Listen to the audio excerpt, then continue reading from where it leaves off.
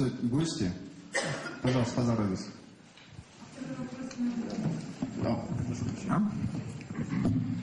Касательно вопроса по приобретению «Казмунайгаза» активов за рубежом, хочется сказать следующее, что все произведенные приобретения соответствуют стратегии «Казмунайгаза». Как любая компания, значит, увеличивать свои активы, в частности, приобретения, связанные с увеличением ресурсной базы, увеличением мощности переработки. Даже такие национальные компании, как CNPC, приобретают за рубежом активы, значит, это, как я уже сказал, относится к диверсификации бизнеса. Если касается, что Ромпетрового, значит, вы знаете, что Казахстан будет производить где-то 130-140 миллионов тонн нефти, и в любом случае мы его будем поставлять на экспорт. Но экспорт, значит, это одна выгода, а переработка и поставка нефтепродуктов на внешние рынки – это другая выгода, вы знаете. То есть мы повышаем стоимостную цепочку. И приобретение актива Ромпетров Групп, она соответствует созданию, значит, идеи вертикальной компании, значит, философии вертикальной компании. И сегодня этот актив является как бы форпостом, будем говорить, для казахстанской нефти в Европу, в Европейский Союз. И он сегодня модернизируется. Мы уже $1,5 миллиарда туда на модернизацию. Мы получили самый современный актив к концу. В середине следующего года получим самый современный актив в Европе, который будет уже производить продукцию на уровне стандарта Евро-6. И что касается приобретения разведки добычи, участия его в Северном море, в блоках там Белый Медведь, это тоже, я еще раз говорю, соответствует, значит, практике нефтяных компаний увеличения своих ресурсной базы.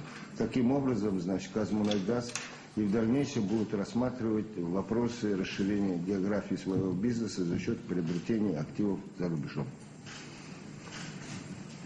Пожалуйста. I have a question to Alexander Kwasniewski.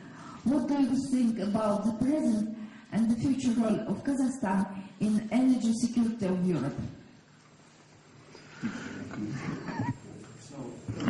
Well, I think this is increasing role.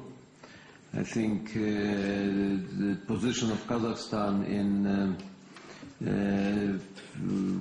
deliveries to Europe and to other places in the world will be bigger. I think your investments to create special transportation lines, I mean pipelines and gas lines, that is very concrete and very clever decision. So, shortly speaking, I'm sure that Kazakhstan is quite important partner for many European countries, including Central Europe, and will be even more important and stronger partner. And please remember that with Kazakhstan we have not only these two raw materials like gas and oil, but we are very much interested in your possibility to export uranium. And because in Europe we discuss again very openly the future of our system of energy, and I think the nuclear plants, they will have some more understanding, and maybe we'll construct some nuclear plants in Europe. So this third element of your contribution, I mean uranium, can be very, very important too. Следующий вопрос.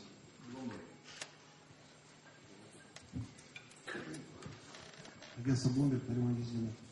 Два вопроса. The first question is to Mr. Albers. We heard about Kazakhstan's ambitious plans to boost oil production, but can you tell us what is your expectation on energy demand growth and how that may affect oil price next year and in the next 5 years, for example? Thank you. And another question, второй вопрос я хотел бы господину Мумбаеву задать, касательно переговоров по вхождению Казахстана в проект Карачаганак. Не могли бы вы сказать, о какой доле идет речь? Это 10%, это больше 10%, меньше? И размер доли от каких факторов зависит? Спасибо большое. Well, I don't have a crude price forecast to tell you for tomorrow. But I would tell you there's a very, very strong correlation between global economic growth and energy demand. And so if you can tell me what you think global economic growth will be next year, I could tell you pretty closely what energy demand. But typically over the long term, over the next 25 to 30 years, we think that global gross domestic product will grow 2.5% to 3% per year over the long term. That'll be higher in the developing countries and a little lower in the developed world.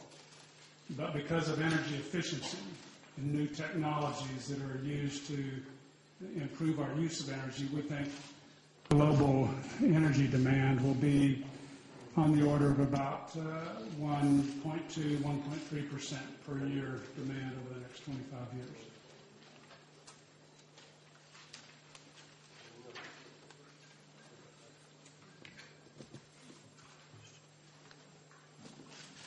Переговорный процесс продолжается.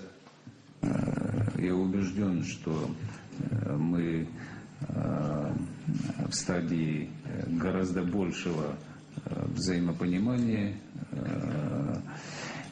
что мы обязательно договоримся. При этом речь не идет о приобретении или неприобретении доли. Речь идет,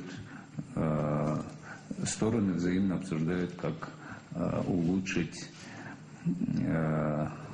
работу в рамках проекта. Спасибо. Следующий вопрос, пожалуйста. For the first time in 11 years, the meeting coming up, which is quite an accomplishment. Could you illustrate for us the link between energy security, regional security, and the OSCE and the goals of the OSCE and the opportunity that provides for Kazakhstan, as you said earlier, to establish these pillars for peace?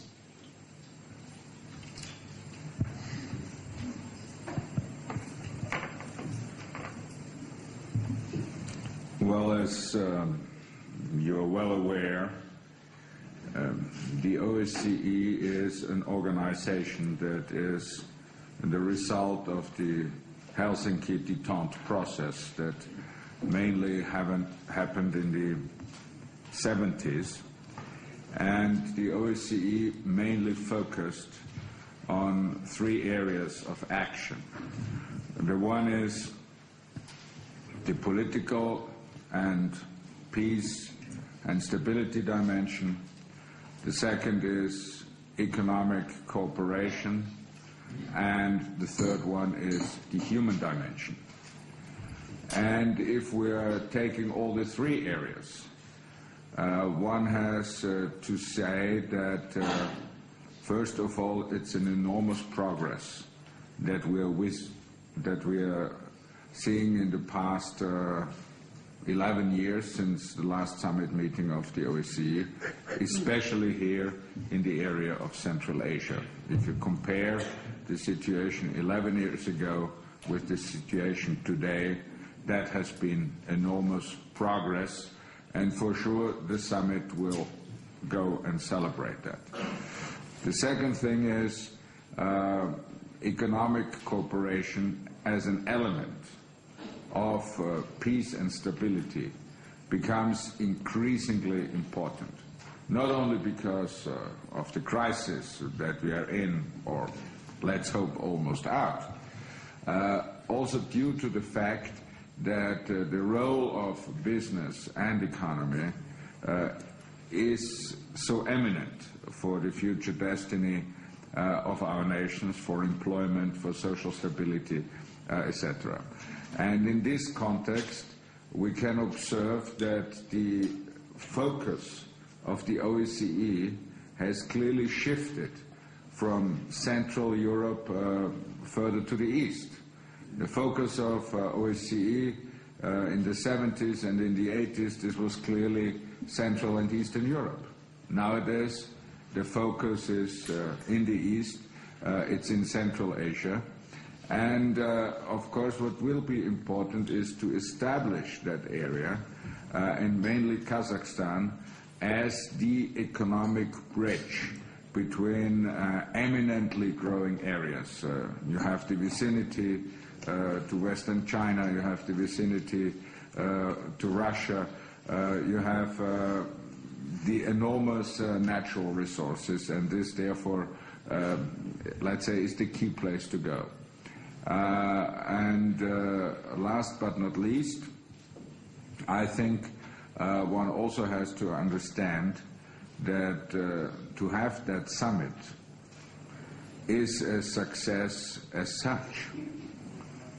11 years, many governments who had the chairmanship of the OSCE tried to get a summit. It never happened.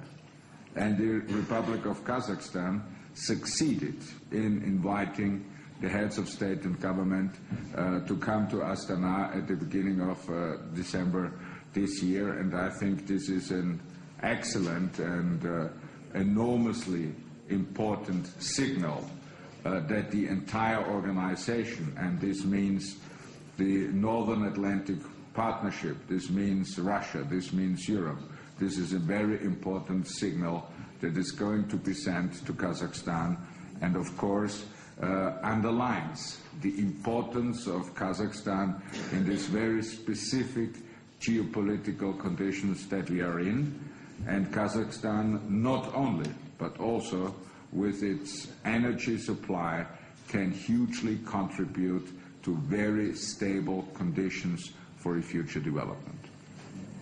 Уважаемые коллеги, буквально два вопроса, и после этого мы заканчиваем пресс-конференцию. Панорама. Спасибо. Газета «Панорама». У меня вопрос к господину Мунбаеву. Скажите, пожалуйста, удается решить проблемы с китайской стороной по поводу строительства газопровода Бейнеу-Базой? Это больше финансовые проблемы или все-таки проблемы, связанные с загрузкой? Следующий вопрос касается экспортной таможенной пошлины. В августе правительство возобновило ее действие, но будет ли отменен рентный налог как дублирующий экспортную пошлину?